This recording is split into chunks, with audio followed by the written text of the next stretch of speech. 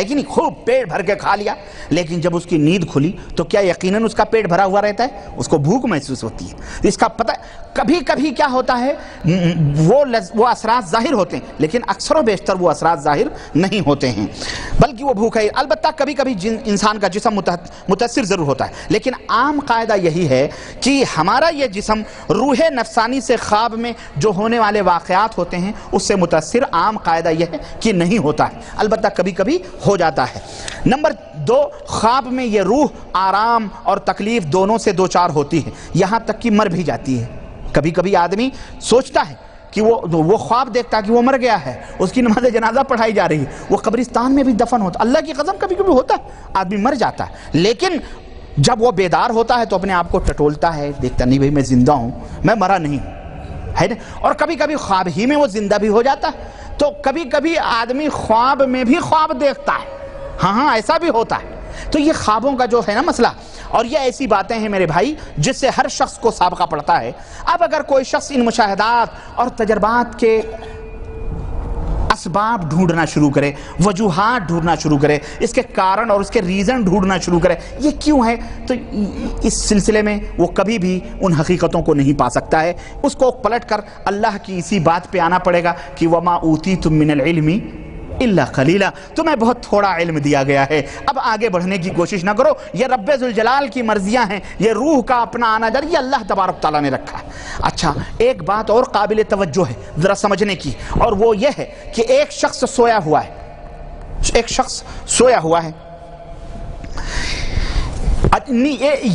یہ جو میں مثال دے رہا ہوں یہ اس بات کی مثال ہے کہ یہ جو روح حیوان انسانی ہوتی ہے, اس روح کے ختم ہونے سے دوسری روح آٹومیٹک ختم ہو جاتی ہے. اسی طرح جو گشت کرنے والی روح ہے, اگر وہ گشت کر رہی ہے اور یہاں جو روح جسم کے اندر گردش کر رہی ہے یہ اگر ختم ہو گئی تو وہ آٹومیٹلی ختم ہو جاتی ہے, اور اگر وہ ختم کر دی گئی تو یہ ختم ہو جاتی ہے. یہ عجیب و غریب دونوں کا اپنا مسئلہ ہے. اس کو مثال کے ذریعے یوں سمجھو, ایک آدمی سو رہا ہے, خواب دیکھ رہا ہے, وہ اپنے خوابوں میں مگن ہے. کیوں؟ اس کی روح وہاں گشت کر رہی ہے اور وہ وہاں مست ہے, لیکن دوسری روح جو جسم کے اندر چل رہی, ایک آدمی آیا, اس نے تلوار سے اس کو ختم کر دیا, قتل کر دیا اس کو. اب وہ جو روح وہ خوابوں میں مست تھا, وہ جو روح وہاں ہے وہ اب اس جسم کے اندر داخل ہو نہیں سکتی. اس جسم کے اندر داخل ہونے کی طاقت اللہ نے اس کو وہیں کیچ کر لیا ہے, خلاص اللہ نے اس کو وہیں ختم کر دیا. اسی طرح سے ایک آدمی ہے جو خواب دیکھ رہا ہے نا, وہ روح ادھر ہے لیکن بغیر حادثے کے اللہ نے اس کے اسی روح کو نکال دیا. تو اب وہ روح یا اسی روح کو اللہ نے پکڑ لیا کہیں, اور یہ روح ہے لیکن وہ روح جو گشت کر رہی ہے اللہ نے اس کو وہیں کیچ کر لیا, پکڑ لیا. یہ آٹومیٹک بغیر کسی حادثے کے یہ آدمی مر جائے گا, یہ آدمی ختم ہو جائے گا. اس کی دلیل کیا ہے؟ آپ سوچتے ہوں گے ربانی صاحب اس کی دلیل دو. آؤ میں تمہیں بتاتا ہوں. قرآن کریم بہت زبردست دلیل اللہ رب العزت نے دی ہے. اللہ یتوفی الانفس حین موتها والتي لم تمت في منامها فيمسك التي قضى عليها الموت ويرسل الاخرى الى اجل مسمى. اللہ وحدہ لا شریک نے فرمایا کہ اللہ تبارک و تعالی موت کے وقت, ذرا ترجمہ سنو, اللہ تعالی موت کے وقت کسی شخص کی روح کو قبض کر لیتا ہے. موت کے وقت یعنی سونے کے وقت, یہی سونے کا وہ مرحلہ جو ہے موت ہے. اللہ رب العزت اس موت کے وقت کسی کی روح کو قبض کر لیتا ہے, اور اس شخص کی روح کو بھی جو خواب میں ہے اور ابھی مرا نہیں ہے, اللہ اس کی بھی روح کو کبھی کبھی پکڑ لیتا ہے. پھر جن پر موت کا حکم فیصلہ ہو چکا ہوتا ہے اللہ ان کو روک رکھتا ہے اور باقی روحوں کو چھوڑ دیتا ہے تاکہ وہ اپنے جسموں کے اندر چلی جائیں اور وقت مقررہ تک چھٹی رہیں. وہ سمجھ آئی کہ نہیں آئی؟ اللہ اس روح کو بھی پکڑ لیتا ہے اور وہ روح جو گھوم رہی ہے اس کو بھی اللہ پکڑ لیتا ہے. پھر جس کے مقدر میں موت لکھی ہوتی ہے اللہ اس کو پکڑ لیتا ہے, باقی روحوں کو چھوڑ دیتا ہے اور ایک مقررہ مدت تک وہ اپنے اپنے جسموں میں چلی جاتی ہے. سمجھ آئی کہ نہیں آئی آیات؟ اس آیت کریمہ سے ہمیں کچھ باتوں کا پتہ چلا. نمبر 1, یہ آیت کریمہ واضح اور نہایت ہی پختہ دلیل ہے اس بات کی کہ روح کی 2 قسمیں ہیں. ایک روح وہ ہے جو جسم انسانی کے اندر گردش کرتی ہے, اور ایک روح وہ ہے جو خوابوں میں رہتی ہے, جیسا کہ اللہ نے بتلایا وہ خوابوں میں سیر کرتی ہے. سمجھ آئی کہ نہیں آئی؟ ایک روح وہ ہے جو کسی حالت میں جسم سے جدا نہیں ہوتی، لیکن دوسری وہ ہے وہ گھومتی رہتی ہے اور ہر طرح کے واقعات سے وہ دوچار ہوتی رہی، اسے روح انسانی کہتے ہیں۔ نمبر 2، اس آیت کریمہ سے ہمیں یہ بھی معلوم ہوا کہ روح حیوانی یا روح انسانی، روح حیوانی کا تعلق صرف بدن سے ہوتا ہے، اور بدن نہ ہو تو اس روح کا کوئی وجود نہیں رہتا ہے، بلکہ موت کے ساتھ ساتھ یہ روح بھی، روح حیوانی جو ہے یہ ختم ہو جاتی ہے، انتظار نہیں کرتی یہ بدن سڑ جائے تب میں ختم ہونا، بلکہ جو بدن کے جسم خون کے ساتھ جو روح گردش کرتی ہے یہ روح ختم ہو جاتی ہے، یہ موت کے ساتھ فوراً ختم ہو جاتی ہے نا۔ یہ بدن کا انتظار نہیں کرتی، بلکہ جیسے ہی بدن مرا یہ بھی مر جاتی ہے، اور اسی کو میت یا لاش کہا جاتا ہے۔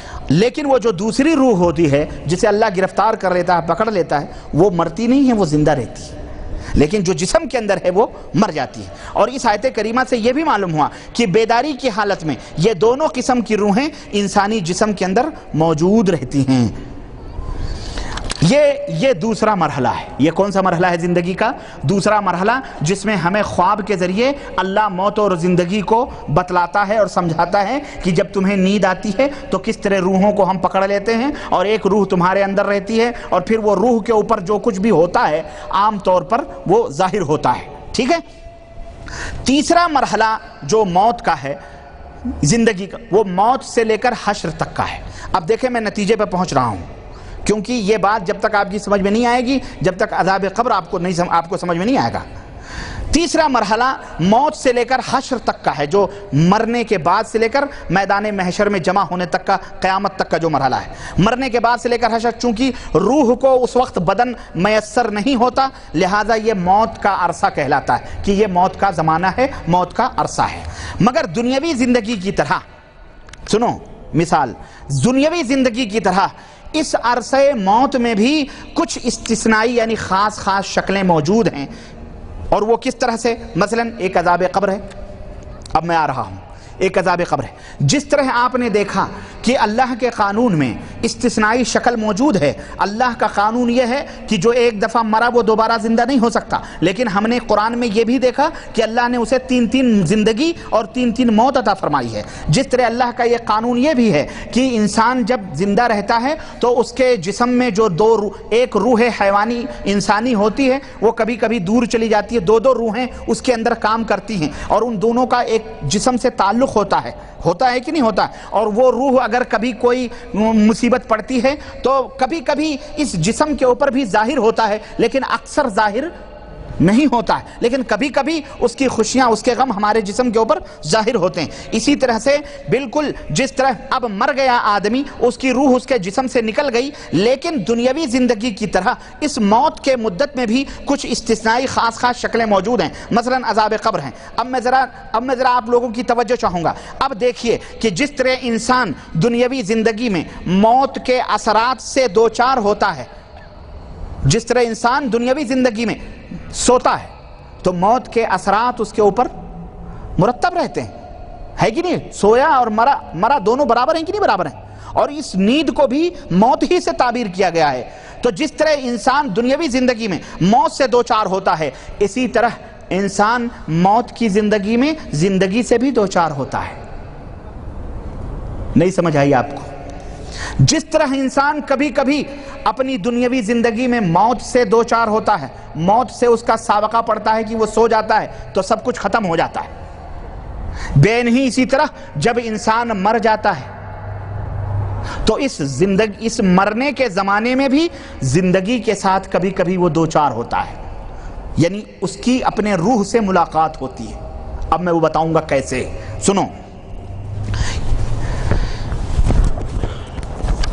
یعنی جو اثرات اس روح کے اوپر مرنے کے بعد مرتب ہوتے ہیں نا، پڑتے ہیں، وہ اثرات سے یہ جسم ضرور متاثر ہوتا ہے۔ کیسے؟ اس حقیقت کو علماء نے یوں بیان کیا ہے، بعض کہتے ہیں کہ روحیں علیین میں ہیں اور سجین میں ہوتی ہیں، مگر ان روحوں کا ہلکا سا تعلق قبر میں دفن کیے ہوئے مردے سے ہوتا ہے، یعنی ان روحوں کا عکس ان کی قبروں پر ہوتا ہے، بعض علماء یہ کہتے ہیں۔ اور بعض لوگ یہ کہتے ہیں کہ روح اور بدن کا جو جدائی ہوتی ہے، انفصال جو ہوتا ہے، وہ مکمل طور پہ نہیں ہوتا، بلکہ تھوڑا